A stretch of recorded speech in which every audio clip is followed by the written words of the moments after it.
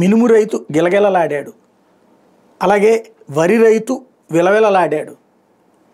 ఈ పంటకి సంబంధించిన రైతు ప్రశాంతంగా సంతోషంగా ఉన్నాడు అనడానికి లేదు. మిర్చి రైతు ఎలాంటి పోరాటమైంది, ఇవన్నీ కూడా జరుగుతూనే ఉన్నాయి ప్రస్తుతం. ఇప్పుడు కొత్తగా పెసర రైతు ఈ బాధితుల జాబితాలో చేరాడు. ఇది మనం చెప్పట్లేదు,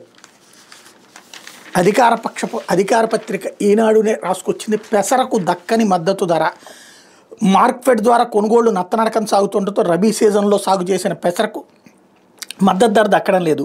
ఈ పంట కేంద్రం ప్రకటించిన మద్దతు ధర 8,682 రూపాయలు, కానీ మార్కెట్లో క్వింట 7,100 రూపాయల నుంచి 7,200 రూపాయలు చొప్పున కొనుగోలు చేస్తున్నారు. 1.37 లక్షల ఎకరాల్లో పెసరను సాగు చేస్తే 6 లక్షల క్వింటాలకు పైగా ఉత్పత్తి వచ్చే అవకాశం ఉందని అధికారులు అంచనా వేస్తున్నారు. ఇప్పటికే 30,000 క్వింటాలు మాత్రమే మార్కెట్ ద్వారా సేకరించారు.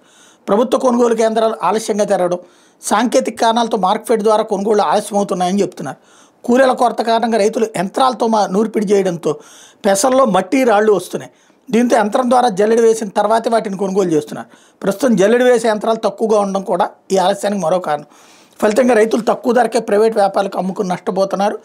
రాష్ట్రంలో పండే పెసలు ఎక్కువగా తమిళనాడు, గుజరాత్, రాజస్థాన్, మహారాష్ట్ర తదితర రాష్ట్రాలకు ఎగుమతి అవుతాయి. నాఫెడ్ గతంలో కొనుగోలు చేసిన పెసర నిల్వలను ఇప్పుడు ఉత్తర భారతదేశంలో మార్కెట్లోకి విడుదల చేయడంతో అక్కడ లభ్యత పెరిగింది. తద్వారా మన రాష్ట్రం నుంచి ఎగుమతి అయ్యే సరుకుకి డిమాండ్ తగ్గింది.